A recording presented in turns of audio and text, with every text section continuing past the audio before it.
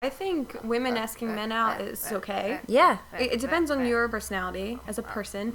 If you find someone that you like and you don't want to wait, I feel like Or maybe if the guy is shy.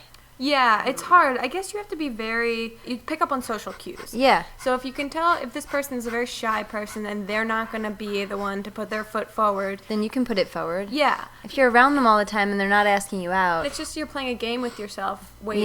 Yeah, by waiting. If you like someone and you point blank ask them out and they say no, then great. Yeah. You don't have to sit around and wait for this person to maybe ask you out Yeah. and hope and linger and longer.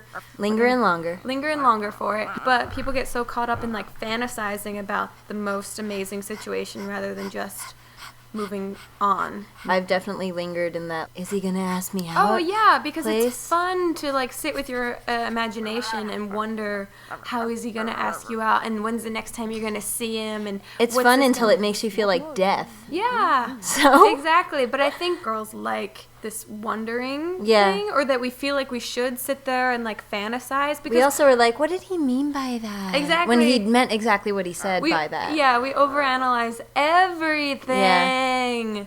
And so to keep from that, just ask him out. If he says no, great, it's done. Now you move on to a guy that will say yes. That's awesome. Most guys, you don't need to ask them out. I think it's very few and far between when you really need to push Yeah. a guy because he's particularly shy. Right. And if that's the kind of guy you want to date, great. Otherwise, do you really want to date a guy who doesn't have the balls to ask you out? It's true. It depends on you. If you're very Yeah. like outspoken, then you might like a guy that is not as outspoken, Yeah. and you are the one that asks him out, which leads into asking about the view of women leading relationships. Yeah, I mean, I don't think either sex should be leading the relationship. not at all. That's when you have the wrong point of view Yeah. of a relationship. Either way, it's the wrong. Like if the guy or the girl, I think it's a partnership. It's like a best friendship. Yeah, exactly. There should be equal amounts of giving and taking Yeah. and leading and following. I think it comes down to this one little question when people ask each other, what do you want to eat tonight? Mm-hmm. There's always, in a lot of bad relationships, and this is just,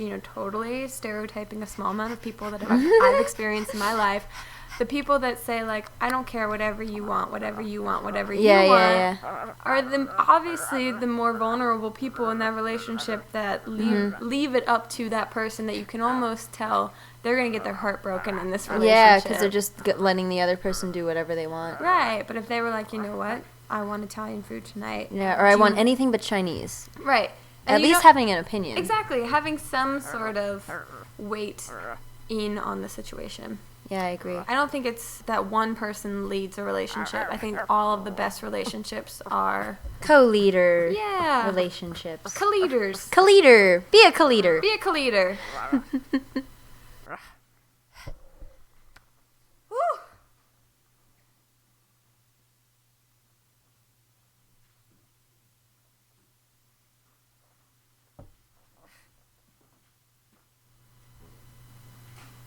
Thank you, Grace.